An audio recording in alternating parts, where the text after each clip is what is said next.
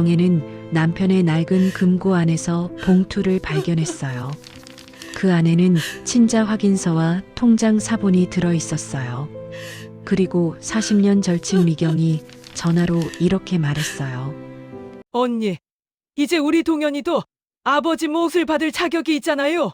정혜의 손이 떨렸어요. 배신은 남편에게서 온 게 아니었어요. 40년을 웃으며 곁에 있던 사람에게서 왔어요. 하지만 아무도 몰랐어요. 정혜가 이미 모든 진실을 알고 있었다는 것을요. 시작하기 전에 구독과 좋아요 부탁드립니다. 그럼 바로 들어가겠습니다. 남편의 장례를 마친 지 일주일째 되던 날이었어요. 정혜는 남편의 낡은 금고 안에서 봉투 하나를 발견했어요. 그 안에는 친자 확인서와 통장 사본이 들어 있었어요. 그리고 40년 절친 미경이 전화로 이렇게 말했어요. 언니, 이제 우리 동현이도 아버지 몫을 받을 자격이 있잖아요. 정혜의 손이 떨렸어요. 배신은 남편에게서 온 게 아니었어요. 40년을 웃으며 곁에 있던 사람에게서 왔어요. 하지만 아무도 몰랐어요. 정혜가 이미 모든 진실을 알고 있었다는 것을요. 시작하기 전에 구독과 좋아요 부탁드립니다. 장례식이 끝난 지 일주일이 지났어요. 정혜는 매일 아침 남편의 방 앞에 서곤 했는데 문을 열 용기가 나지 않았죠. 손잡이를 잡으면 손끝이 차갑게 얼어붙는 것 같았고 심장은 이상하게 무거워졌습니다. 40년을 함께한 사람의 방이었어요. 그 사람의 온기가 아직 남아있을 것만 같아서 문을 열면 울음이 터질 것 같아서 정혜는 일주일 동안 그 방을 피해 다녔죠. 하지만 오늘은 달랐습니다. 언제까지 피할 수는 없었어요. 정혜는 깊게 숨을 들이쉬고 천천히 문을 열었죠. 삐걱 하는 소리와 함께 남편의 냄새가 코끝을 스쳤습니다. 담배를 끊은 지 10년이 넘었지만 남편의 옷장에서는 아직도 그 시절의 흔적이 희미하게 배어 나왔어요. 정혜는 그 냄새를 맡으며 한참을 서 있었죠. 창문으로 오후 햇살이 비스듬히 들어오고 있었습니다. 먼지가 햇살 속에서 반짝이며 떠다녔어요. 남편이 좋아하던 책상 위에는 읽다 만 신문이 그대로 놓여 있었고 안경도 신문 위에 얹혀 있었죠. 마치 남편이 잠깐 자리를 비운 것처럼 금방이라도 돌아올 것처럼 보였습니다. 정혜는 옷장을 열었어요. 남편의 옷들이 가지런히 걸려 있었죠. 회색 코트는 작년 겨울 함께 산책하던 날 입었던 옷이었고 남색 카디건은 정혜가 생일 선물로 사준 거였습니다. 남편은 그 카디건을 유난히 아꼈어요.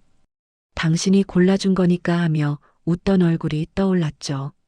정혜는 카디건을 꺼내 가슴에 안았습니다. 옷에서 남편의 채취가 희미하게 났어요.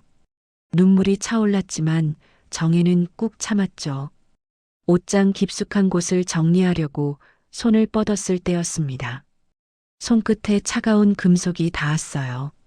정혜는 고개를 갸웃거리며 그것을 꺼냈죠. 작은 금고였습니다. 먼지가 수북이 쌓여 있었어요. 남편이 생전에 별거 아니야, 그냥 오래된 서류 몇 장이야 하고 대수롭지 않게 말했던 바로 그 금고였죠. 정혜는 금고를 바닥에 내려놓고 먼지를 털었습니다. 비밀번호 4자리를 누르는 방식이었어요. 정혜는 잠시 망설였죠. 남편이 살아있을 때는 한 번도 열어볼 생각을 하지 않았습니다. 남편의 물건이었고 남편의 비밀이었으니까요. 하지만 이제 남편은 없었어요. 이 세상 어디에도 없었죠. 비밀을 지켜줄 이유도 지켜줄 사람도 사라진 거였습니다. 정혜는 결혼기념일 날짜를 눌렀어요. 415. 찰칵 하는 작은 소리와 함께 금고가 열렸죠. 정혜의 심장이 이상하게 빠르게 뛰기 시작했습니다. 금고 안에는 낡은 봉투 하나가 들어 있었어요. 누렇게 바른 종이 봉투였죠.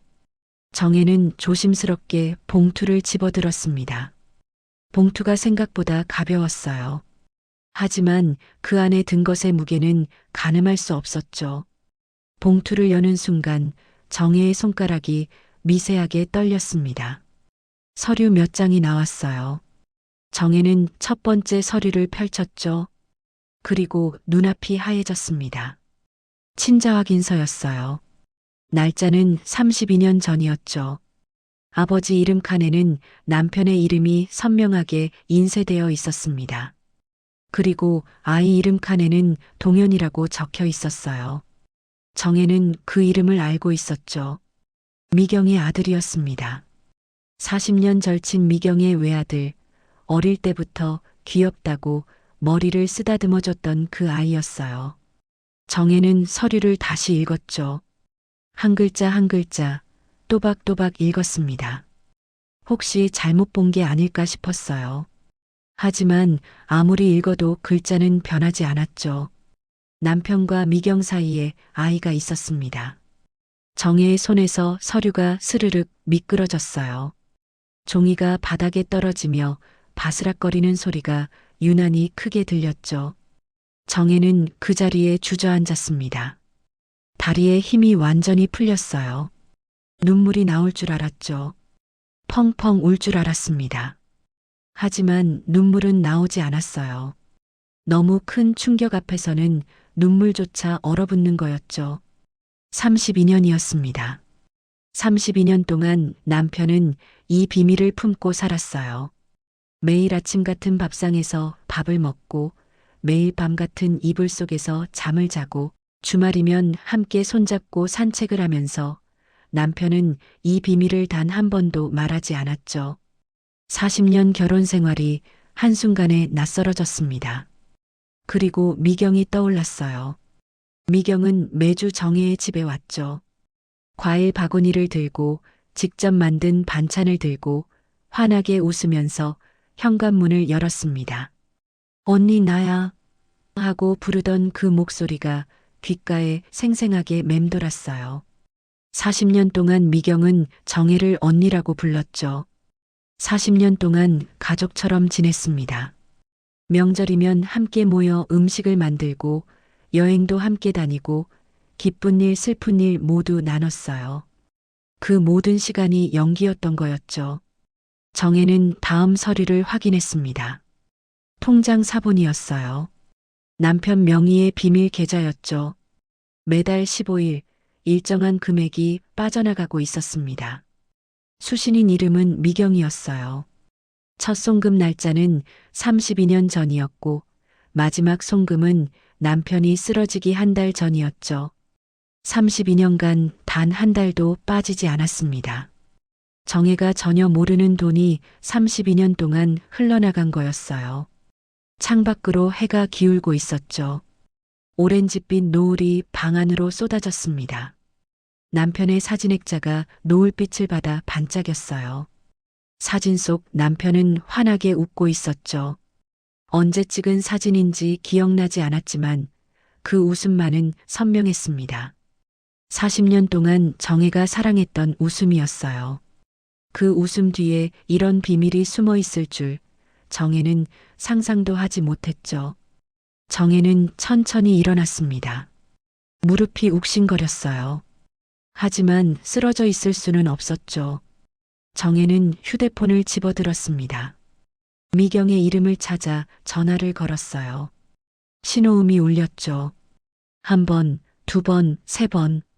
네 번째 신호음이 채 끝나기 전에 미경이 전화를 받았습니다. 어머 언니, 전화 주셨네요. 요즘 많이 힘드시죠? 제가 내일 가려고 했는데 마침 잘 됐다.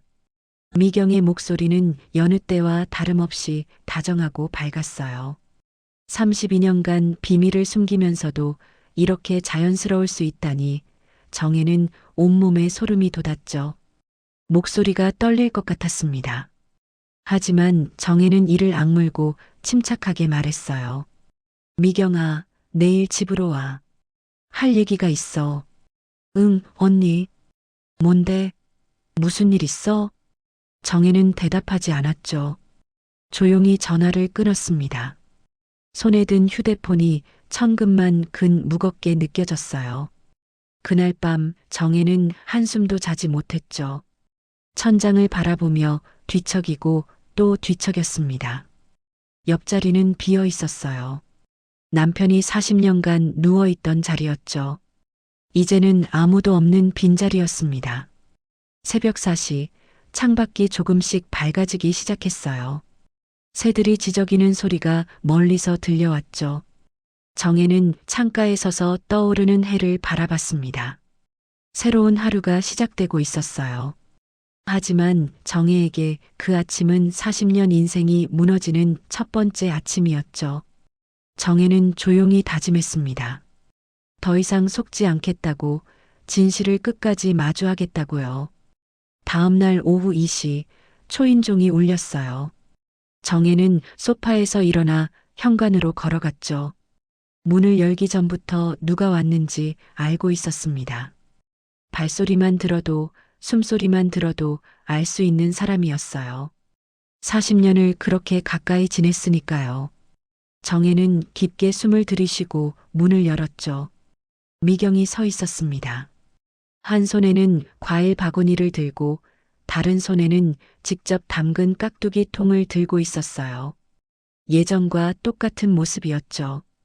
환하게 웃으며 정혜를 바라보는 그 얼굴도, 살짝 기울인 고개도 반갑다는 듯, 반짝이는 눈빛도 전부 똑같았습니다. 정혜는 그 얼굴을 보며 속이 뒤집어지는 것 같았어요. 하지만 내색하지 않았죠. 언니, 얼굴이 많이 안 좋아 보여요. 잠을 못 주무셨어요? 아이고, 내가 진작 올걸. 미안해요, 언니. 미경은 신발을 벗으며 걱정스러운 표정을 지었습니다. 진심으로 걱정하는 것처럼 보였어요. 정혜는 그 연기력에 다시 한번 소름이 돋았죠. 32년을 이렇게 살아온 거였습니다. 32년 동안 단 한 번도 티를 내지 않고 웃으며 언니라고 부르며 정혜의 곁에 있었어요. 정혜는 아무 말 없이 거실로 들어갔죠. 미경이 뒤따라왔습니다. 과일 바구니를 테이블 위에 올려놓으며 미경이 말했어요. 언니, 내가 과일 깎아줄게요. 요즘 입맛 없으시죠? 그래도 조금씩 드셔야 해요. 형부도 언니가 이러는 거 원치 않으실 거예요. 형부. 그 단어가 정혜의 가슴에 비수처럼 꽂혔습니다. 미경의 입에서 남편을 형부라고 부르는 소리가 이렇게 역겨울 줄 몰랐어요. 정혜는 테이블 위에 놓인 봉투를 가만히 바라봤죠. 어젯밤 금고에서 꺼낸 그 봉투였습니다. 정혜는 그것을 미경 앞으로 밀었어요. 미경은 과일을 깎으려던 손을 멈췄죠. 봉투를 바라보는 미경의 눈빛이 미세하게 흔들렸습니다. 하지만 금세 표정을 감췄어요. 40년 동안 갈고 닦은 연기력이었죠. 언니, 이게 뭐예요? 정혜는 대답하지 않았습니다. 그냥 미경을 바라봤어요. 차갑게, 조용히, 눈을 떼지 않고 바라봤죠. 미경은 어색하게 웃으며 봉투를 집어들었습니다. 봉투를 여는 미경의 손가락이 살짝 떨리는 게 보였어요. 서류를 꺼내 읽는 미경의 얼굴이 순간 하얗게 질렸죠. 하지만 그것도 잠시였습니다. 미경은 서류를 테이블 위에 내려놓았어요. 그리고 천천히 고개를 들었죠. 정혜의 눈을 똑바로 바라봤습니다. 놀랍게도 미경의 눈에는 두려움이 없었어요. 오히려 담담했죠. 언니, 이걸 어디서 찾으셨어요? 금고에 있었어. 내가 알 필요 없어. 정혜의 목소리는 낮고 차가웠습니다. 미경은 잠시 침묵했어요. 그리고 한숨을 내쉬며 말했죠. 언니, 사실 저도 언니한테 할 말이 있었어요. 오늘 먼저 말씀드리려고 했는데 이렇게 됐네요. 정혜는 미경을 바라봤습니다. 미경의 표정이 달라졌어요. 걱정스러운 친구의 얼굴이 아니었죠. 뭔가를 계산하는 차갑고 날카로운 눈빛이었습니다. 언니, 이제 형부도 돌아가셨잖아요. 우리 동현이도 아버지 재산을 받을 권리가 있어요. 법적으로요. 정혜는 귀를 의심했습니다.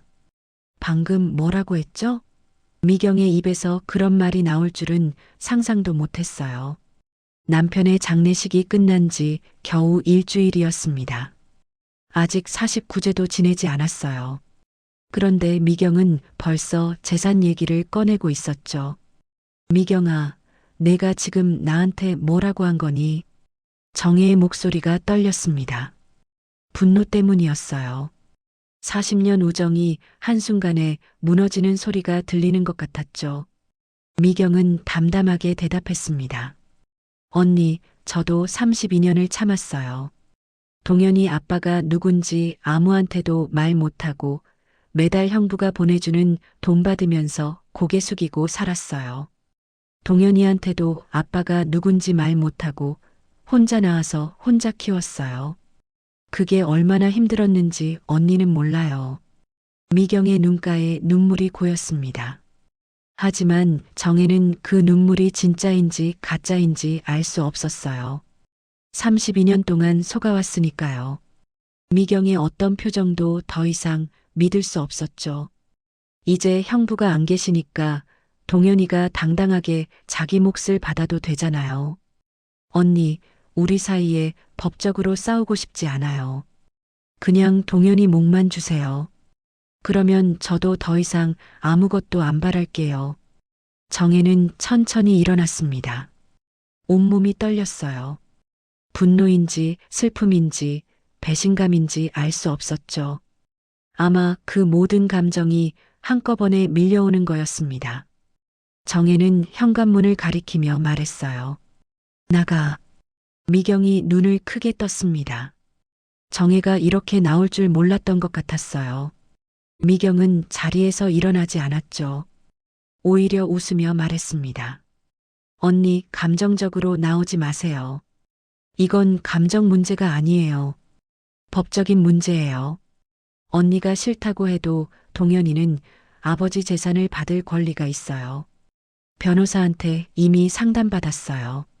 정혜는 문을 활짝 열었습니다. 차가운 바람이 거실로 밀려들었어요.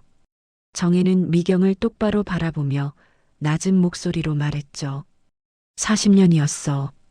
40년 동안 난 너를 내 동생처럼, 내 가족처럼 생각했어. 힘들 때 내 손 잡아줬고, 기쁠 때 같이 웃었고, 아플 때 밤새 간호했어. 근데 넌 처음부터 나를 속인 거였구나. 32년 동안 내 남편과 그런 사이였으면서 내 집에 와서 밥 먹고 내 앞에서 웃고 나한테 언니라고 불렀어. 미경의 얼굴이 굳었습니다. 하지만 미경은 끝까지 물러서지 않았어요. 가방을 들고 일어나 문 앞에 서며 말했죠. 언니, 저한테 화내셔도 돼요. 근데 동현이는 죄 없어요. 동현이는 아버지가 누군지도 모르고 32년을 살았어요. 이제 아버지 얼굴도 못 보고 돌아가셨는데 재산이라도 받을 권리 있잖아요. 언니, 변호사한테 연락할 거예요.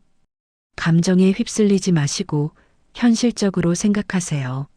문이 닫혔습니다. 미경의 발소리가 멀어졌어요. 엘리베이터 문 닫히는 소리가 들렸죠. 그리고 정적이 찾아왔습니다. 정혜는 그 자리에 서 있었어요. 다리에 힘이 풀렸죠. 소파까지 걸어갈 힘도 없었습니다. 정혜는 현관 바닥에 주저앉았어요. 차가운 바닥이 온몸으로 전해졌죠. 눈물이 흘렀습니다. 소리 없이 뜨겁게 흘렀어요. 40년 우정이 무너진 자리에는 배신만 남았죠. 1시간쯤 지났을까요? 정혜는 떨리는 손으로 휴대폰을 들었습니다. 딸 수진에게 전화를 걸었어요. 수진아, 지금 집에 올 수 있니? 얘기할 게 있어. 수진은 엄마 목소리가 이상하다는 걸 바로 알아챘습니다. 엄마, 무슨 일이에요? 목소리가 왜 그래요? 와서 얘기하자. 재민이한테도 연락해서 같이 오라고 해. 네, 엄마. 30분이면 갈게요. 기다리세요. 전화가 끊겼죠. 정혜는 테이블 위의 서류를 바라봤습니다. 이제 자녀들에게도 말해야 했어요.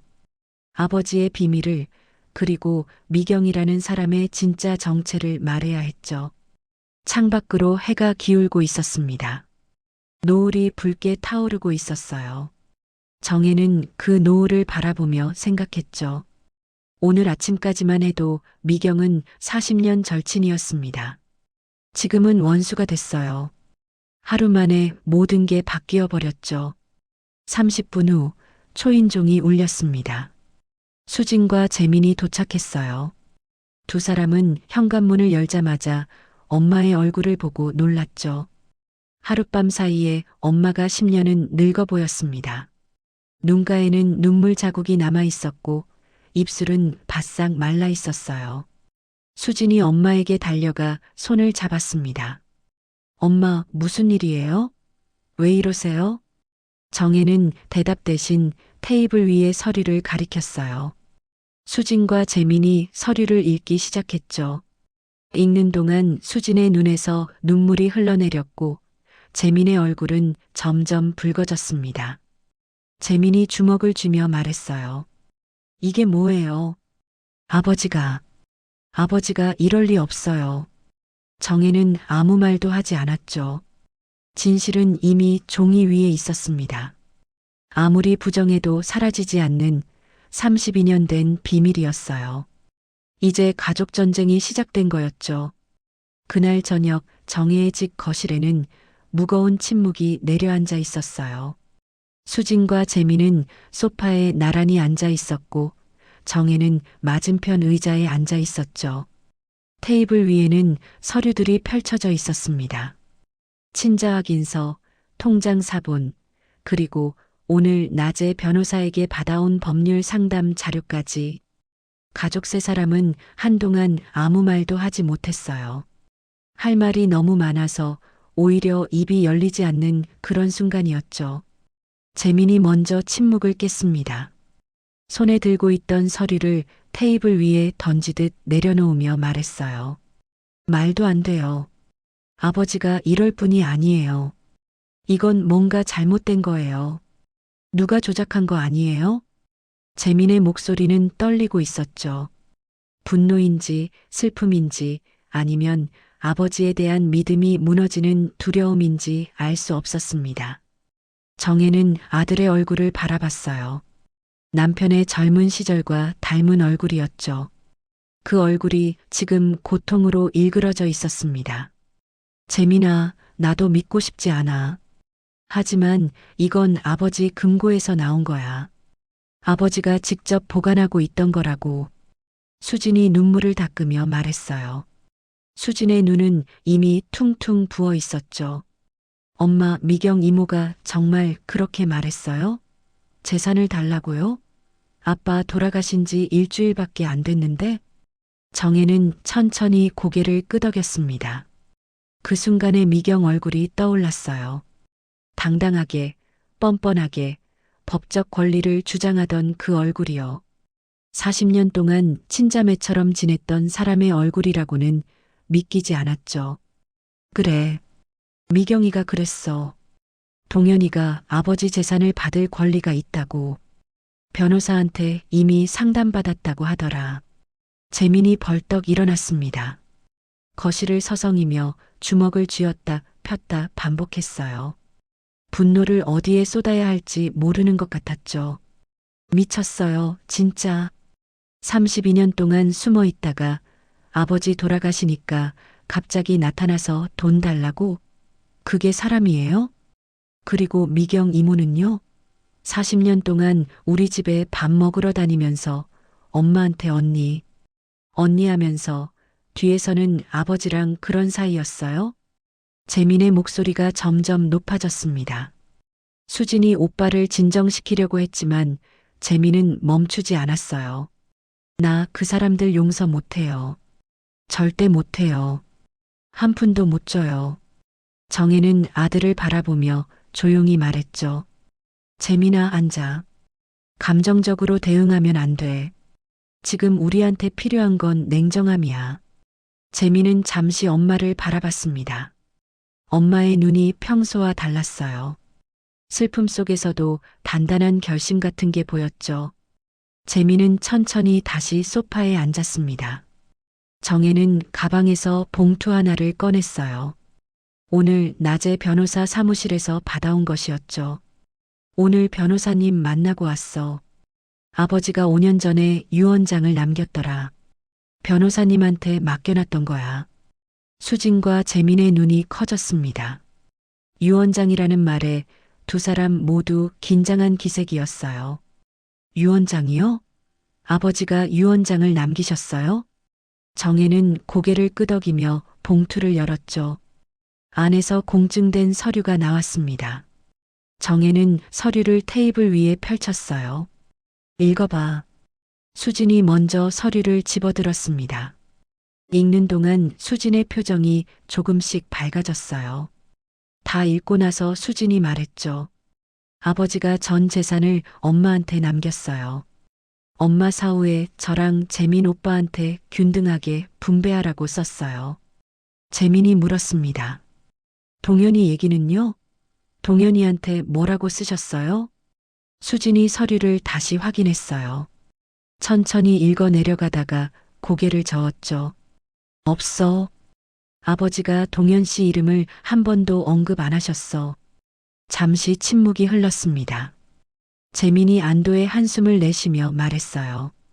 그럼 끝난 거 아니에요? 유언장대로 하면 되잖아요. 동현이한테 줄 거 없어요. 하지만 정혜는 고개를 저었죠. 표정이 어두웠습니다. 그렇게 단순하지 않아. 변호사님이 그러셨어. 동현이가 친자로 인정되면 유언장과 상관없이 유류분을 청구할 수 있대. 수진이 물었어요. 유류분이요? 그게 뭐예요? 정혜가 설명했습니다. 자녀한테는 법적으로 최소한의 상속분이 보장돼 있어. 아버지가 유언장에서 동현이를 빼도 동현이가 소송을 걸면 법정 상속분의 절반까지 받을 수 있대. 변호사님 계산으로는 전체 재산의 12.5% 정도 될 수 있다고 하더라. 재민의 얼굴이 다시 붉어졌어요. 12.5%요? 아버지 재산이 얼마인지 아세요? 그거 엄청난 돈이에요. 평생 얼굴도 안 비친 사람한테 그걸 줘야 해요? 정혜는 창밖을 바라봤습니다. 밤이 깊어지고 있었어요. 가로등 불빛이 창문을 통해 희미하게 들어오고 있었죠. 남편이 평생 모은 재산이 낯선 사람에게 넘어갈 위기에 처한 거였습니다. 정혜는 깊게 한숨을 내쉬었어요. 그래서 우리가 먼저 움직여야 해. 수진이 엄마의 손을 잡으며 말했죠. 엄마, 어떻게 할 거예요? 정혜는 테이블 위에 친자 확인서를 바라봤습니다. 32년 전에 만들어진 서류였어요. 그때 기술로 검사한 거였죠. 먼저 친자 재검사를 해야 해. 이 서류가 진짜인지 확인해야 해. 32년 전 검사 결과만으로 동현이가 정말 아버지 아들인지 믿을 수 없어. 재민이 고개를 끄덕였습니다. 그래요. 동현이한테 연락해서 검사 받으라고 해요. 거부하면 법정에서 강제할 수 있잖아요.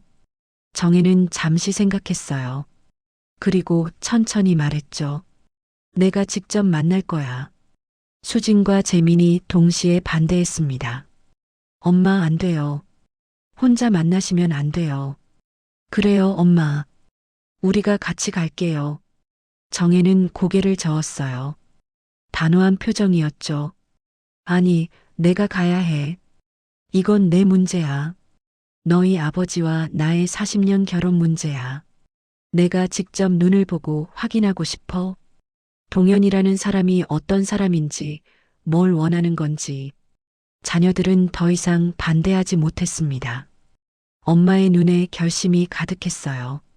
한번 마음먹으면 꺾이지 않는 엄마의 성격을 잘 알았죠. 그날 밤 정혜는 미경에게 문자를 보냈습니다. 동현이 만나게 해줘. 내가 직접 얘기할게. 답장은 금방 왔어요. 언니 잘 생각했어요. 내일 오후 3시 역 앞 카페로 올게요. 동현이도 데리고 갈게요. 정혜는 휴대폰을 내려놓았죠. 창밖의 달이 구름 사이로 보였다 숨었다 했습니다. 내일이면 남편의 숨겨진 아들을 처음으로 마주하게 되는 거였어요. 정혜는 남편의 사진을 바라봤습니다. 사진 속 남편은 여전히 웃고 있었죠. 그 웃음이 오늘따라 다르게 보였어요. 행복한 웃음이 아니라 뭔가를 숨기고 있는 웃음처럼 보였습니다. 정혜는 작게 말했죠. 여보, 당신이 남긴 숙제가 너무 무거워요. 하지만 내가 끝까지 해결할게요. 걱정 마세요. 창밖에서 바람이 불었습니다. 나뭇잎이 흔들리는 소리가 희미하게 들렸어요. 정혜는 그 소리를 들으며 눈을 감았죠. 내일을 위해 힘을 모아야 했습니다. 다음 날 오후 3시, 정혜는 약속한 카페에 도착했어요. 역 앞 조용한 골목에 있는 작은 카페였죠. 문을 열고 들어서자 커피 향이 코끝을 스쳤습니다. 창가 쪽 구석 자리에 미경과 남자 한 명이 앉아 있는 게 보였어요. 정혜는 심호흡을 하고 천천히 그쪽으로 걸어갔죠. 미경이 먼저 정혜를 발견하고 손을 흔들었습니다. 마치 오랜 친구를 반기는 것처럼 환하게 웃고 있었어요. 어제 정혜의 집에서 쫓겨나듯 나간 사람이 맞나 싶을 정도였죠. 정혜는 그 웃음을 보며 속이 뒤틀렸지만 내색하지 않았습니다. 정혜의 시선이 미경 옆에 앉은 남자에게로 향했어요. 동현이었죠. 40대 초반으로 보이는 남자였습니다. 정혜는 동현의 얼굴을 보는 순간 숨이 멎을 뻔했어요. 남편의 젊은 시절 사진을 보는 것 같았죠. 눈매, 코, 입술 라인까지 너무나 닮아 있었습니다. 특히 눈이 그랬어요. 남편 특유의 깊고 슬픈 눈이 동현의 얼굴에도 그대로 있었죠. 정혜는 자리에 앉았습니다. 미경이 먼저 입을 열었어요. 언니, 오셨네요. 여기 우리 동현이에요. 동현아, 인사드려. 동현이 자리에서 살짝 일어나 고개를 숙였습니다. 하지만 눈빛은 차가웠어요. 인사치레일 뿐 진심이 담기지 않은 동작이었죠. 처음 뵙겠습니다. 목소리마저 남편과 비슷했어요. 낮고 굵은 약간 허스키한 목소리였죠. 정혜는 가슴이 아팠습니다. 남편이 32년 동안 숨겨온 아들이 눈앞에 있었어요. 남편의 눈을 가진, 남편의 목소리를 가진 사람이었죠. 이 사람이 정말 남편의 아들이라면 남편은 이 얼굴을 단 한 번도 보지 못하고 세상을 떠난 거였습니다. 정혜는 감정을 추스르며 입을 열었어요. 동현 씨, 단도직입적으로 물을게요. 왜 이제 와서 나타났어요? 동현은 정혜의 눈을 똑바로 바라봤습니다. 피하지 않았어요. 오히려 도전적인 눈빛이었죠. 아버지가 살아계실 때는 어머니가 허락하지 않았어요. 조용히 돈만 받고 살라고 하셨죠. 아버지가 가정이 있으니까 괜히 나서면 다 망한다고 하셨어요. 그래서 저는 32년 동안 아버지 얼굴도 모르고 살았습니다. 동현의 목소리에는 원망이 묻어 있었어요. 정혜는 그 원망이 누구를 향한 건지 알 수 없었죠. 남편을 향한 건지, 미경을 향한 건지, 아니면 자신을 향한 건지. 하지만 이제 아버지가 돌아가셨잖아요. 더 이상 숨을 이유가 없어요. 저도 제 권리를 찾고 싶습니다. 정혜는 동현을 바라보며 천천히 말했습니다. 권리라. 그래요. 법적으로 권리가 있을 수 있겠죠. 근데 동현 씨, 나한테 한 가지만 솔직하게 말해줘요. 당신은 아버지를 원하는 거예요?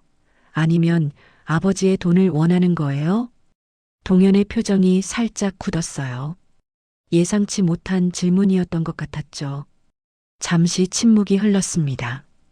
카페에 흐르던 잔잔한 음악 소리가 유난히 크게 들렸어요. 미경이 끼어들었습니다. 정혜의 질문이 불편했던 것 같았어요. 언니, 그게 무슨 말이에요? 동현이가 32년 동안 아버지 없이 얼마나 힘들게 자랐는데 아버지가 남긴 재산 중 일부는 당연히 받을 자격이 있잖아요. 정혜는 미경을 바라봤죠. 차갑게 감정 없이 바라봤습니다. 미경아, 내가 너한테 물은 거 아니야. 동현 씨한테 물은 거야. 미경의 얼굴이 굳었어요. 하지만 더 이상 말하지 못했죠. 정혜의 눈빛에 압도당한 것 같았습니다. 정혜는 다시 동현을 바라봤어요. 동현 씨 대답해줘요. 동현은 잠시 고개를 숙였습니다. 손가락으로 커피잔을 만지작거렸어요. 뭔가를 생각하는 것 같았죠. 그리고 천천히 입을 열었습니다. 솔직히 말씀드릴게요. 저는 아버지가 누군지 알고 싶었어요. 어릴 때부터 아버지가 없다는 게 부끄러웠어요. 친구들은 다 아버지가 있는데 저만 없었죠. 어머니한테 물어봐도 대답 안 해주셨어요. 그냥 필요 없는 사람이라고만 하셨죠. 동현의 목소리가 조금 떨렸어요. 처음 보이는 감정이었습니다. 나중에 커서 알게 됐어요. 아버지가 유부남이라는 걸, 가정이 있어서 우리한테 올 수 없다는 걸. 그때 많이 원망했어요. 왜 나를 낳고 책임지지 않는 거냐고. 왜 매달 돈만 보내고 얼굴은 안 보여주는 거냐고. 정혜는 조용히 듣고 있었죠. 동현의 말에 진심이 묻어 있었습니다. 아버지가 돌아가셨다는 소식 듣고 저는 울었어요. 한 번도 본 적 없는 사람인데 눈물이 나더라고요. 이제 영원히 못 보게 됐구나 싶어서요. 동현이 고개를 들어 정혜를 바라봤습니다. 돈이 필요 없다고 하면 거짓말이에요. 저도 먹고 살아야 하니까요. 하지만 저는 돈만 원하는 게 아니에요. 저는 그냥 인정받고 싶었어요. 아버지의 아들로서요. 정혜는 동현의 눈을 바라봤어요. 남편의 눈이었죠. 그 눈에 눈물이 살짝 고여 있었습니다. 정혜의 마음이 복잡했어요. 미워해야 할 사람인데 미워할 수만은 없었죠. 이 사람도 피해자일 수 있다는 생각이 들었습니다. 하지만 정혜는 감정에 휩쓸릴 수 없었어요.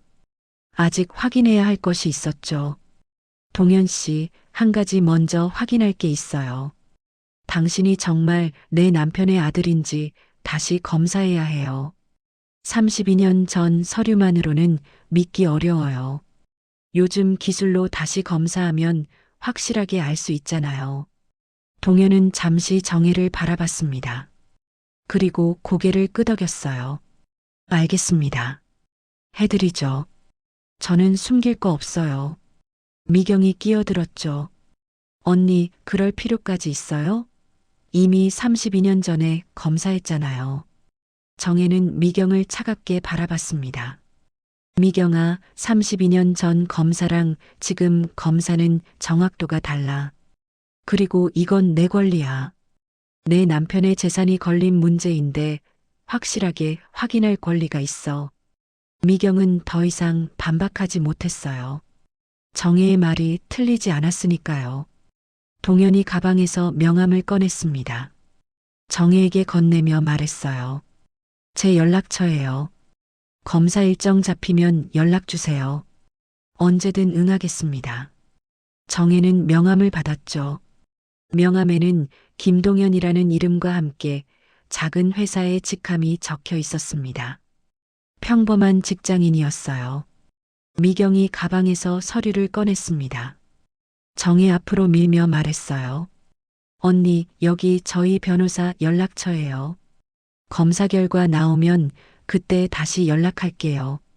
협의로 해결되면 좋겠지만 안 되면 법정에서 뵙겠습니다. 정혜는 서류를 받지 않았어요. 테이블 위에 그냥 두라는 듯 고개만 살짝 움직였죠. 정혜가 자리에서 일어났습니다. 떠나기 전에 동현을 마지막으로 바라봤어요. 동현 씨, 검사 결과 나오면 연락할게요. 그때 다시 얘기해요. 동현이 고개를 끄덕였습니다. 처음보다 눈빛이 조금 부드러워져 있었어요. 정혜의 질문이 동현의 마음에 뭔가를 건드린 것 같았죠. 정혜는 카페를 나왔습니다. 바깥 공기가 차가웠어요. 깊게 숨을 들이쉬었죠. 가슴이 답답했습니다. 남편의 눈을 가진 사람을 만나고 온 거였어요. 남편이 32년 동안 숨겼던 비밀이 얼굴을 가지고 눈앞에 나타난 거였죠. 정혜는 휴대폰을 꺼내 수진에게 전화를 걸었습니다. 수진아, 검사 일정 잡아줘. 동현이가 동의했어. 수진이 대답했어요. 네, 엄마. 제가 바로 알아볼게요. 엄마, 괜찮으세요? 정혜는 잠시 말을 멈췄습니다. 괜찮냐는 질문에 뭐라고 대답해야 할지 몰랐어요. 괜찮아. 엄마는 괜찮아. 전화를 끊고 정혜는 하늘을 올려다봤습니다. 구름 사이로 햇빛이 비치고 있었어요. 아직 끝나지 않았죠. 이제 시작이었습니다. 일주일 후 친자 확인 검사 결과가 나왔어요. 정혜는 수진과 함께 병원에서 결과지를 받았죠. 의사가 결과지를 건네며 말했습니다. 99.9% 일치입니다. 친자 관계가 맞습니다. 정혜는 그 말을 듣고도 한동안 아무 말도 하지 못했어요. 마음 한구석에서는 혹시 아닐 수도 있다는 희망을 품고 있었죠. 하지만 과학은 냉정했습니다. 동현은 남편의 아들이 맞았어요. 병원을 나서는 정혜의 발걸음이 무거웠죠. 수진이 엄마의 팔을 잡으며 물었습니다. 엄마, 괜찮으세요? 정혜는 대답 대신 고개만 끄덕였어요. 괜찮지 않았죠. 하지만 무너질 수는 없었습니다. 아직 해야 할 일이 남아 있었어요. 집에 돌아온 정혜는 거실 소파에 앉았습니다. 수진이 차를 끓여왔지만 정혜는 손도 대지 않았어요. 창밖을 멍하니 바라보고 있었죠. 햇살이 창문을 통해 쏟아지고 있었지만 정혜의 마음은 어두웠습니다. 그때 정혜의 머릿속에 무언가가 스쳤어요. 남편이 돌아가시기 한 달 전에 있었던 일이었죠. 그날 남편은 유난히 정혜의 손을 꼭 잡았습니다. 그리고 서랍장 맨 아래 칸을 가리키며 말했어요. 여보, 나중에 내가 없으면 저 서랍 열어봐. 당신한테 줄 게 있어. 정혜는 그때 무슨 말인지 몰랐죠. 남편이 곧 떠날 거라고 생각하지 않았으니까요. 정혜는 자리에서 일어났습니다. 침실로 들어가 서랍장 앞에 섰어요. 맨 아래 칸을 열자 낡은 봉투 하나가 보였죠. 금고에서 나온 봉투와는 다른 봉투였습니다. 더 오래되어 보였고 남편의 글씨체로 정혜에게라고 적혀 있었어요. 정혜는 떨리는 손으로 봉투를 집어들었습니다. 봉투를 여는 순간 심장이 요동쳤어요. 안에는 여러 장의 편지와 서류가 들어 있었죠. 정혜는 편지를 펼쳤습니다. 남편의 글씨체가 빼곡하게 적혀 있었어요. 한 글자 한 글자가 남편의 숨결처럼 느껴졌죠. 정혜는 천천히 읽기 시작했습니다. 정혜에게 이 편지를 읽고 있다면 나는 이미 당신 곁에 없겠지요. 미안해요. 당신에게 평생 숨긴 비밀이 있어요. 말할 용기가 없어서 당신을 잃을까봐 두려워서 끝내 말하지 못했어요. 정혜의 눈에 눈물이 고였습니다. 하지만 계속 읽었어요. 32년 전 나는 큰 실수를 했어요. 미경과 잠깐의 관계가 있었고 동현이라는 아이가 태어났어요. 나는 그때 겁이 났어요. 당신에게 들킬까봐, 가정이 무너질까봐 무서웠어요. 그래서 미경에게 매달 돈을 보내고 아이 얘기는 절대 꺼내지 말라고 했어요. 정혜는 손이 떨렸습니다. 하지만 편지를 놓을 수 없었어요. 하지만 정혜, 당신이 알아야 할 게 있어요. 나는 동현이가 정말 내 아들인지 확신하지 못했어요. 미경은 그때 다른 남자와도 관계가 있었어요. 나는 그 사실을 나중에 알게 됐죠. 하지만 이미 돈을 보내기 시작한 후였어요. 미경은 내가 아니면 안 된다고, 동현이 아버지는 나밖에 없다고 했어요. 나는 그 말을 믿을 수밖에 없었어요. 정혜는 잠시 숨을 멈췄습니다. 남편이 미경에게 속았을 수도 있다는 말이었어요. 정혜, 내가 죽고 나면 미경이 동현이를 앞세워 재산을 요구할 거예요. 나는 그걸 알고 있었어요. 미경은 처음부터 돈을 원했어요. 나를 사랑한 적 없어요. 그래서 나는 유언장에 동현이 이름을 넣지 않았어요. 당신과 우리 아이들을 지키고 싶었어요. 정혜의 눈에서 눈물이 흘러내렸습니다. 남편은 알고 있었어요. 미경이 어떤 사람인지, 앞으로 어떤 일이 벌어질지 다 알고 있었죠. 이 봉투 안에 내가 32년 동안 모은 자료가 있어요. 미경이 다른 남자와 찍은 사진, 그 남자에게 보낸 편지 사본, 그리고 미경이 그 남자한테도 돈을 받은 기록이에요. 이 자료들을 법정에 제출하면 미경의 신뢰성을 무너뜨릴 수 있을 거예요. 정혜는 봉투 속을 뒤졌습니다. 오래된 사진들이 나왔어요. 미경이 다른 남자와 함께 찍은 사진이었죠. 두 사람이 손을 잡고 웃고 있었습니다. 날짜는 32년 전, 동현이 태어나기 직전이었어요. 편지 사본도 있었습니다. 미경이 그 남자에게 보낸 편지였어요. 정혜는 편지를 읽었죠. 당신 아이를 가졌어요. 책임져야 해요. 나는 혼자서 키울 수 없어요. 정혜는 손이 떨렸습니다. 미경은 32년 전에 두 남자에게 똑같은 말을 한 거였어요. 누가 진짜 아버지인지 미경 자신도 몰랐을 수 있었죠. 통장 기록도 있었습니다. 미경이 그 남자에게서도 돈을 받은 기록이었어요. 같은 시기에 두 남자에게서 양육비를 받은 거였죠. 정혜는 마지막 편지 부분을 읽었습니다. 정혜, 당신은 내 인생의 전부였어요. 40년 동안 당신 곁에서 행복했어요. 내가 이런 비밀을 안고 살아서 미안해요. 하지만 당신을 사랑하는 마음은 단 한 번도 변한 적 없어요. 부디 나를 용서해줘요. 그리고 이 자료로 당신과 우리 아이들을 지켜줘요. 영원히 당신을 사랑하는 당신의 남편. 정혜는 편지를 가슴에 안았습니다. 눈물이 멈추지 않았어요. 남편은 죽는 순간까지 정혜를 걱정하고 있었죠. 미경에게 속았을지도 모르면서 32년 동안 돈을 보내면서 그 무게를 혼자 짊어지고 살았습니다. 그때 거실에서 수진의 목소리가 들렸어요. 엄마 어디 계세요? 정혜는 눈물을 닦고 거실로 나갔습니다. 수진과 재민이 와 있었어요. 두 사람은 엄마의 눈이 부은 것을 보고 놀랐죠. 엄마, 왜 우셨어요? 무슨 일이에요? 정혜는 대답 대신 봉투를 테이블 위에 올려놓았습니다. 아버지가 남긴 거야. 읽어봐. 수진과 재민이 편지와 서류를 읽기 시작했어요. 읽는 동안 두 사람의 표정이 계속 변했죠. 놀라움, 분노, 슬픔, 그리고 아버지에 대한 연민까지. 재민이 먼저 입을 열었습니다. 아버지가 이런 걸 모아두셨어요? 32년 동안? 정혜는 고개를 끄덕였어요. 아버지는 알고 계셨어. 미경이 어떤 사람인지, 앞으로 뭘 요구할 건지. 그래서 증거를 모아둔 거야.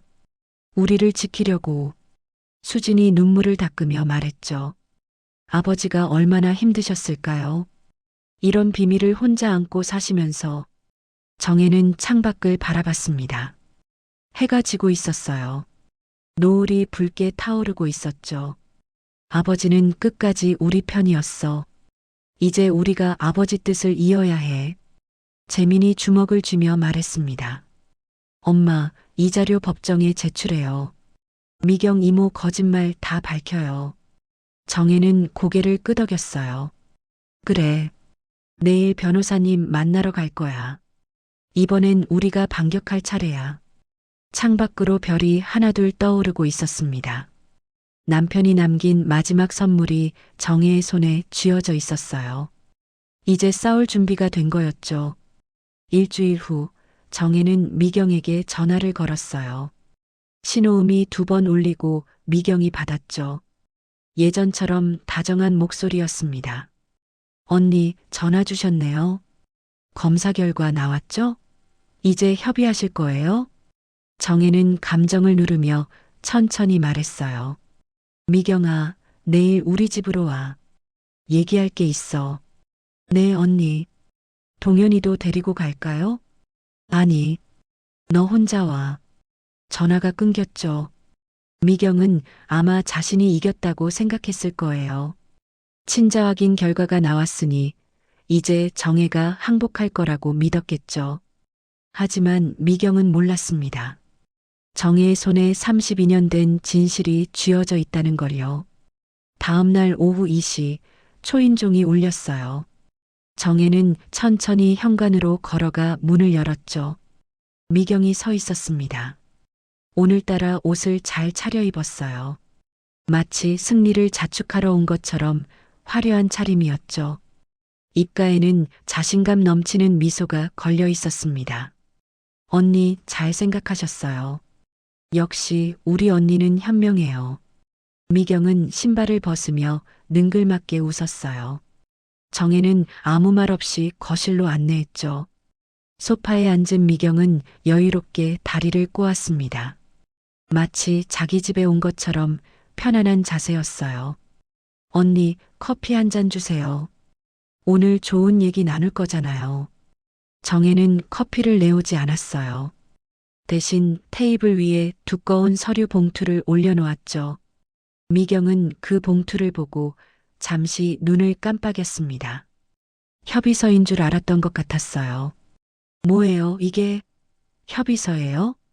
정혜는 대답하지 않았어요. 봉투를 열고 서류를 하나씩 꺼내 테이블 위에 펼쳤죠. 미경의 표정이 조금씩 굳어지기 시작했습니다. 첫 번째는 오래된 사진이었어요. 미경과 다른 남자가 함께 찍은 사진이었죠.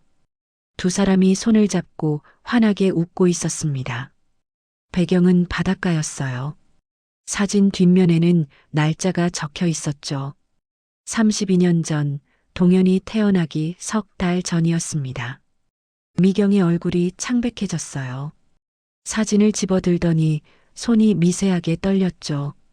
이거 어디서 났어요? 정혜는 차갑게 대답했습니다. 남편이 32년 동안 모은 거야. 너 그때 이 남자도 만났지? 이름이 뭐였더라? 박준혁이었나? 미경의 눈이 커졌어요. 그 이름을 듣는 순간 얼굴이 하얗게 질렸죠. 정혜는 두 번째 서류를 꺼냈습니다. 편지 사본이었어요. 이건 내가 그 남자한테 보낸 편지야. 읽어볼래? 미경은 편지를 받아들었죠. 읽는 동안 손이 점점 더 떨렸습니다. 편지에는 이렇게 쓰여 있었어요. 준혁 씨, 당신 아이를 가졌어요. 책임져야 해요. 나 혼자서는 키울 수 없어요. 제발 연락해줘요. 미경이 편지를 내려놓았어요. 얼굴이 일그러져 있었죠. 하지만 아직 버티려고 했습니다. 언니, 이건 오래된 일이에요. 지금이랑 상관없어요. 친자 확인 결과가 나왔잖아요. 동현이는 형부 아들이 맞아요. 정혜는 피식 웃었어요. 씁쓸한 웃음이었죠. 그래, 결과는 나왔어. 하지만 미경아, 너 그때 두 남자한테 똑같은 말 했지? 둘 다한테 아이 아버지라고 했지? 누가 진짜인지 너도 몰랐던 거 아니야? 미경이 벌떡 일어났습니다. 목소리가 높아졌어요. 언니, 이건 함정이에요. 형부가 아버지 맞다니까요. 검사 결과가 증명했잖아요. 정혜는 흔들리지 않았어요. 세 번째 서류를 꺼냈죠. 통장 기록이었습니다. 이건 내가 박준혁한테 받은 돈 기록이야. 같은 시기에 남편한테도 돈 받고 이 남자한테도 돈 받았더라. 둘 다한테 양육비 받은 거지? 미경의 얼굴이 완전히 굳었어요. 더 이상 변명할 말이 없는 것 같았죠. 다리에 힘이 풀렸는지 다시 소파에 주저앉았습니다. 정혜는 마지막 서류를 꺼냈어요. 남편이 미경에게 보낸 돈의 총액이 정리된 표였죠. 32년 동안 남편이 너한테 보낸 돈 총 4억 2천만 원이야. 매달 빠짐없이 보냈더라. 이 돈이면 동현이 키우고도 남았을 텐데 넌 뭘 한 거야? 미경은 고개를 숙였습니다. 어깨가 떨리기 시작했어요. 울고 있는 것 같았죠. 언니, 나도 힘들었어요. 혼자서 아이 키우는 게 얼마나 힘든지 알아요?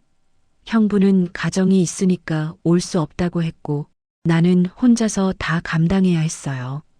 정혜는 미경을 차갑게 내려다봤습니다. 힘들었다고?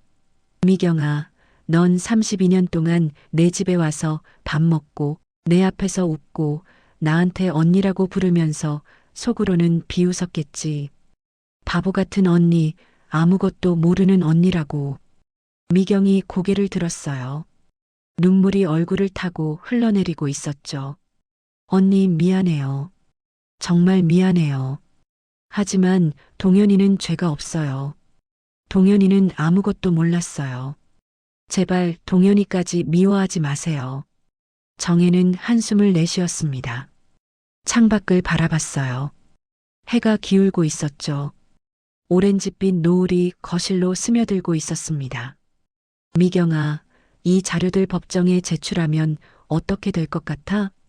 판사가 너 말을 믿을 것 같아? 32년 동안 두 남자한테 돈 받아 먹고 거짓말하고 살아온 사람 말을? 미경은 대답하지 못했어요. 고개를 푹 숙인 채 울기만 했죠. 그리고 남편이 이미 4억이 넘는 돈을 줬어. 변호사님이 그러시더라. 이 금액을 유류분해서 공제할 수 있대. 계산하면 동현이가 받을 돈 거의 없어. 미경의 울음이 멈췄습니다. 고개를 번쩍 들었어요. 눈이 충혈되어 있었죠. 그럼 동현이는 아무것도 못 받는 거예요? 정혜는 미경을 바라보며 천천히 말했습니다. 동현이한테는 내가 직접 얘기할 거야. 너는 빠져. 미경이 당황한 표정을 지었어요. 언니, 무슨 뜻이에요? 정혜는 현관문을 가리켰죠. 나가. 그리고 다시는 내 앞에 나타나지 마. 40년 우정은 오늘로 끝이야. 미경은 비틀거리며 일어났습니다. 현관으로 걸어가는 발걸음이 흔들렸어요. 문 앞에서 잠시 멈춰 뒤를 돌아봤죠. 정혜를 바라보는 눈에 후회와 두려움이 가득했습니다. 언니, 정말 미안해요. 다음 생에는 이러지 않을게요. 문이 닫혔어요. 미경의 발소리가 복도로 멀어졌죠. 엘리베이터 문 닫히는 소리가 희미하게 들렸습니다. 그리고 정적이 찾아왔어요. 정혜는 그 자리에 한참 서 있었습니다. 40년 우정이 끝난 자리였어요. 배신과 거짓말로 얼룩진 40년이 오늘로 마침표를 찍었죠. 슬프지 않다고 하면 거짓말이었습니다. 하지만 후련하기도 했어요. 더 이상 속지 않아도 된다는 사실이 정혜의 어깨를 가볍게 해줬죠. 정혜는 소파에 앉아 남편의 사진을 바라봤습니다. 사진 속 남편이 웃고 있었어요. 마치 잘했어. 여보라고 말하는 것 같았죠. 여보, 당신이 남긴 자료 덕분에 이겼어요. 고마워요. 창밖으로 노을이 지고 있었습니다. 붉은 하늘이 점점 어두워지고 있었어요. 이제 마지막 관문이 남았죠. 동현을 직접 만나야 했습니다. 다음 날 아침 정혜는 동현에게 전화를 걸었어요. 신호음이 3번 울리고 동현이 받았죠. 목소리가 경계하는 듯 딱딱했습니다. 네, 말씀하세요. 정혜는 차분하게 말했어요. 동현 씨, 나를 한번 만나요. 어머니 없이 우리 둘만. 전화기 너머로 잠시 침묵이 흘렀죠. 동현이 뭔가를 생각하는 것 같았습니다. 아마 미경에게서 어제 일을 들었을 거예요. 정혜가 어떤 자료를 가지고 있는지, 미경이 어떻게 무너졌는지 다 들었겠죠. 그래서 경계하는 거였습니다. 무슨 얘기를 하시려고요? 어머니가 어제 많이 울면서 오셨어요. 저한테는 아무 말도 안 하시고 방에만 계세요. 동현의 목소리에 원망이 섞여 있었어요. 정혜는 그 마음을 이해했죠. 동현의 입장에서는 자기 어머니가 무너진 게 정혜 때문이라고 생각할 수 있었으니까요. 동현 씨 와서 들어봐요. 전화로 할 얘기가 아니에요. 당신이 판단하면 돼요. 동현은 잠시 망설였습니다. 그리고 낮은 목소리로 대답했어요. 알겠습니다. 어디로 갈까요? 정혜는 집 주소를 알려줬죠. 2시간 후에 오라고 했습니다. 전화를 끊고 정혜는 거실을 정리했어요. 테이블 위에 놓인 서류들을 치우고 남편이 남긴 편지만 따로 봉투에 넣어뒀죠. 오늘 동현에게 보여줄 거였습니다. 남편이 동현에 대해 어떤 마음을 가지고 있었는지 그 진심을 전해주고 싶었어요. 2시간 후 초인종이 울렸습니다. 정혜는 심호흡을 하고 문을 열었어요. 동현이 서 있었죠. 처음 카페에서 만났을 때보다 얼굴이 많이 지쳐 보였습니다. 눈 밑에 다크서클이 짙게 내려앉아 있었어요. 잠을 못 잔 것 같았죠. 들어와요. 정혜는 동현을 거실로 안내했습니다. 동현은 조심스럽게 소파에 앉았어요. 주위를 둘러보는 눈빛이 복잡했죠. 이곳이 아버지가 40년 동안 살았던 집이라는 걸 알고 있을 거예요. 자신은 한 번도 와본 적 없는 아버지의 진짜 가정이었으니까요. 정혜는 차를 끓여왔습니다. 따뜻한 녹차였어요. 동현 앞에 찻잔을 내려놓으며 말했죠. 마셔요. 오늘 날씨가 쌀쌀하더라. 동현은 찻잔을 받았지만 마시지 않았어요. 손으로 찻잔을 감싸며 온기를 느끼기만 했죠. 긴장한 기색이 역력했습니다.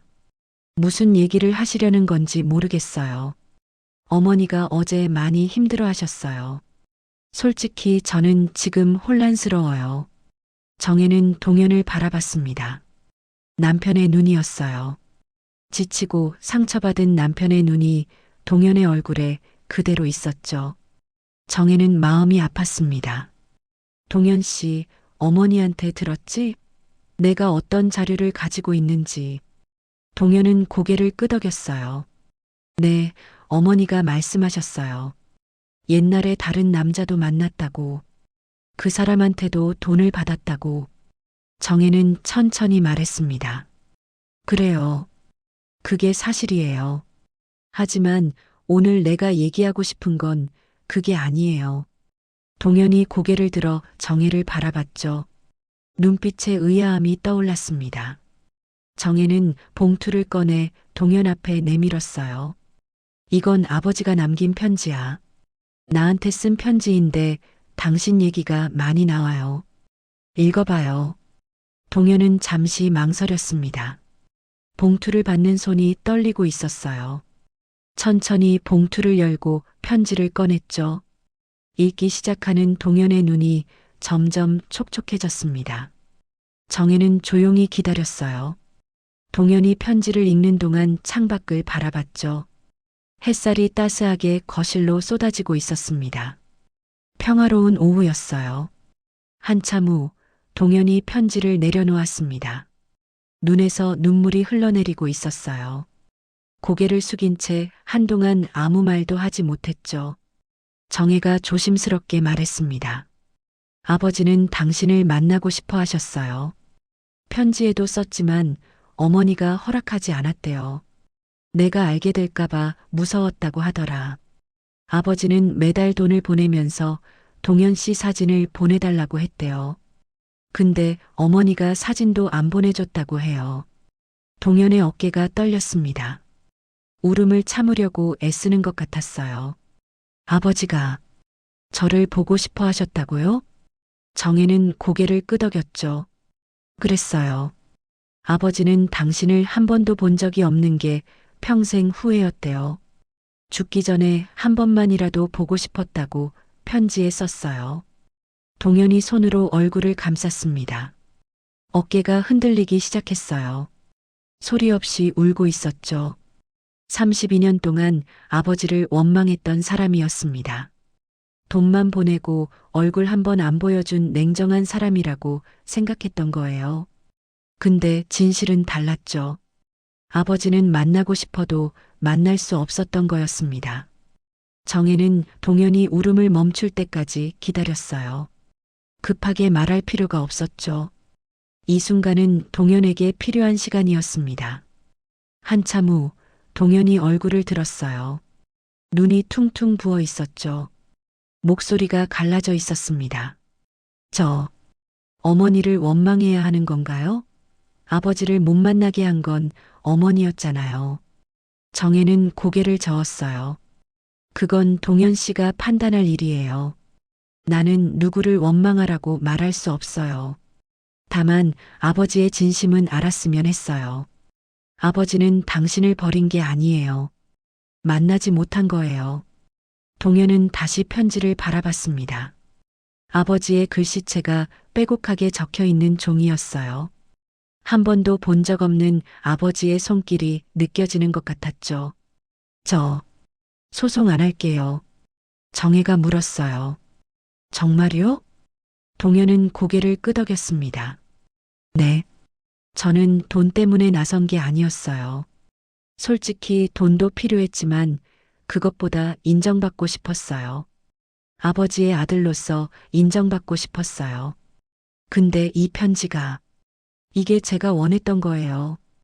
동현의 목소리가 떨렸죠. 아버지가 저를 보고 싶어 하셨다는 거, 저를 생각하고 계셨다는 거, 그게 제가 평생 원했던 거였어요. 돈보다 이게 더 소중해요. 정혜는 동현을 바라봤습니다. 남편의 눈을 가진 사람이 울고 있었어요. 미워해야 할 사람인 줄 알았는데 미워할 수가 없었죠. 이 사람도 피해자였습니다. 미경에게 속고 아버지에게 버림받았다고 착각하며 32년을 살아온 사람이었어요. 정혜가 천천히 말했습니다. 동현 씨, 밥 먹고 가요. 오늘은 그냥 얘기해요. 아버지 얘기도 하고 이것저것 얘기해요. 동현이 눈물을 닦으며 고개를 들었어요. 처음으로 진심 어린 미소를 지었죠. 네, 그러고 싶어요. 정혜는 부엌으로 가서 밥상을 차리기 시작했습니다. 남편이 좋아하던 된장찌개를 끓였어요. 반찬도 몇 가지 내왔죠. 소박한 밥상이었지만 정성이 담긴 음식이었습니다. 동현은 밥상 앞에 앉아 음식을 바라봤어요. 아버지가 40년 동안 먹었던 밥상이었죠. 자신은 한 번도 먹어본 적 없는 집밥이었습니다. 잘 먹겠습니다. 동현이 숟가락을 들었어요. 된장찌개를 한 입 떠먹더니 멈췄죠. 눈에 다시 눈물이 고였습니다. 맛있어요. 진짜 맛있어요. 정혜는 미소 지었습니다. 쓸쓸하면서도 따뜻한 미소였어요. 그날 저녁 정혜와 동현은 함께 밥을 먹었습니다. 40년 묵은 비밀이 풀어지기 시작한 저녁이었어요. 아버지를 사이에 두고 원수가 될 뻔했던 두 사람이 같은 밥상에 앉아 밥을 먹었죠. 창밖으로 노을이 지고 있었습니다. 붉은 하늘이 점점 보랏빛으로 물들어가고 있었어요. 새로운 관계의 시작이었습니다. 한 달이 지났어요. 정혜의 집 거실에 오랜만에 사람들이 모였습니다. 수진과 재민, 그리고 동현까지. 세 사람은 소파에 나란히 앉아 있었어요. 처음에는 어색한 공기가 감돌았죠. 수진과 재민은 동현을 어떻게 대해야 할지 몰라 눈치를 보고 있었고, 동현은 자신이 이 자리에 있어도 되는 건지 불안한 표정이었습니다. 정혜는 부엌에서 과일을 깎아 접시에 담아왔어요. 테이블 위에 과일 접시를 내려놓으며 말했죠. 다들 왜 이렇게 굳어 있어? 편하게 있어요. 수진이 먼저 과일을 집으며 어색하게 웃었습니다. 엄마, 오늘 왜 다 부르신 거예요? 무슨 얘기 하시려고요? 정혜는 맞은편 의자에 앉았어요.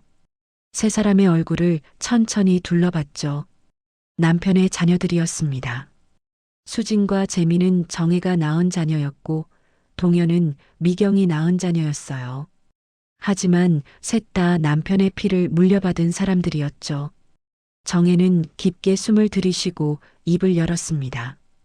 오늘 모이라고 한 건 마지막으로 할 얘기가 있어서야. 재민이 긴장한 표정으로 물었어요. 마지막이요? 무슨 마지막이에요? 정혜는 미소 지었습니다. 걱정하지 말라는 듯 따뜻한 미소였어요. 아버지가 남긴 재산 얘기야. 그 재산이 전부 아버지 것만은 아니었어. 세 사람의 눈이 동시에 커졌죠. 무슨 말인지 이해가 안 된다는 표정이었습니다. 정혜는 서랍에서 오래된 서류를 꺼냈어요. 누렇게 바랜 종이였죠. 정혜가 그 서류를 테이블 위에 펼쳤습니다. 이건 40년 전에 내 아버지, 그러니까 너희 외할아버지가 남긴 문서야. 수진이 서류를 집어들었어요. 읽는 동안 눈이 점점 커졌죠. 이거 외할아버지가 엄마한테 재산을 증여한 문서예요? 정혜는 고개를 끄덕였습니다. 맞아. 아버지와 결혼할 때 외할아버지가 우리한테 큰 돈을 주셨어. 그때 너희 아버지는 작은 회사에 다니는 평범한 직장인이었어요. 재산이 거의 없었죠. 외할아버지가 준 돈으로 아버지가 사업을 시작한 거야. 재민이 놀란 표정으로 물었어요. 그럼 아버지 회사가 성공한 것도 정혜가 말했죠. 외할아버지 덕분이야. 사업 미천이 전부 외할아버지 돈이었어. 아버지도 그걸 평생 마음에 담고 계셨어. 장인어른 덕분에 성공했다고 항상 고마워하셨죠. 동현은 조용히 듣고 있었습니다. 자신이 끼어들 자리가 아니라고 생각하는 것 같았어요. 정혜는 동현을 바라보며 말했죠. 동현 씨, 내가 소송을 취하한 거 고마워요. 솔직히 처음에는 너를 원수처럼 생각했어. 남편을 빼앗아간 여자의 아들이라고 우리 가정을 망치려는 사람이라고 생각했죠. 동현은 고개를 숙였습니다. 아무 말도 하지 않았어요. 정혜가 계속 말했죠. 하지만 만나보니까 달랐어. 너도 피해자였어. 미경에게 속고 아버지한테 버림받았다고 착각하면서 32년을 살았으니까. 그래서 나는 내가 빈손으로 가는 게 마음에 걸려. 동현이 고개를 들었습니다. 눈에 당혹스러움이 떠올랐어요. 저는 괜찮아요. 아버지의 마음을 알게 된 것만으로 충분해요. 그 편지가 제 평생 보물이에요. 정혜는 미소 지었습니다. 따뜻한 미소였어요. 그래도 아버지가 내 몫으로 남긴 게 있어. 정혜는 서랍에서 봉투 하나를 꺼냈어요. 동현 앞으로 밀어주며 말했죠. 이건 아버지가 따로 넣어둔 적금이야. 내 이름으로 되어 있어. 아버지가 언젠가 너한테 직접 주려고 했던 거야. 동현은 떨리는 손으로 봉투를 열었습니다. 통장 사본이 나왔어요. 적금 계좌였죠. 액수는 크지 않았지만 32년 동안 조금씩 쌓인 돈이었습니다. 매달 작은 금액을 넣어서 모은 돈이었어요. 아버지가 동현을 생각하며 한 푼 한 푼 모은 돈이었죠. 동현의 눈에서 눈물이 흘러내렸습니다. 통장을 가슴에 안으며 고개를 숙였어요. 감사합니다. 정말 감사합니다. 수진과 재민은 동현을 바라봤습니다. 처음에는 적이라고 생각했던 사람이었어요. 아버지의 재산을 빼앗으러 온 사람이라고 생각했죠. 하지만 지금은 달랐습니다. 같은 아버지의 피를 물려받은 불쌍한 사람이었어요. 수진이 먼저 입을 열었습니다. 동현 씨, 우리 가끔 연락해요. 명절에 얼굴이라도 보고. 재민도 어색하게 고개를 끄덕였어요. 그래요. 아버지 아들이니까. 완전히 남처럼 지낼 수는 없잖아요. 동현은 눈물을 닦으며 웃었습니다. 처음 보는 환한 웃음이었어요. 네, 그러고 싶어요. 정말 그러고 싶어요. 정혜는 세 사람을 바라봤습니다. 남편의 자녀들이 한자리에 앉아 있었어요. 서로 어색하지만 적어도 원수는 아니었죠. 정혜의 가슴이 따뜻해졌습니다. 정혜가 천천히 말했어요. 아버지가 남긴 진짜 유산은 돈이 아니야. 우리가 이렇게 함께 앉아 있는 거야. 서로 미워하지 않고 원망하지 않고 같은 밥상에 앉을 수 있는 거, 그게 아버지가 원했던 거라고 생각해. 세 사람 모두 고개를 끄덕였습니다. 정혜는 자리에서 일어나 부엌으로 갔어요. 밥상을 차리기 시작했죠. 된장찌개를 끓이고 나물 반찬을 내왔습니다. 남편이 좋아하던 음식들이었어요. 밥상이 차려지자 네 사람이 둘러앉았죠. 먹어요. 오늘은 그냥 밥 먹으면서 얘기해요. 수진이 밥을 푸며 말했습니다. 엄마, 이 된장찌개 아빠가 제일 좋아했던 거죠? 정혜는 고개를 끄덕였어요. 응, 아버지가 제일 좋아했어. 매일 먹어도 안 질린다고 했어. 동현은 조용히 된장찌개를 떠먹었습니다. 눈에 눈물이 고여 있었지만 입가에는 미소가 걸려 있었어요. 아버지가 좋아했던 음식을 먹고 있다는 사실이 가슴 뭉클했던 거죠. 재민이 동현에게 물었습니다. 동현 씨, 무슨 일해요? 작은 회사에서 영업이래요. 대단한 건 아니에요. 힘들겠네요. 영업일 쉽지 않잖아요. 네, 힘들어요. 하지만 그래도 재밌어요.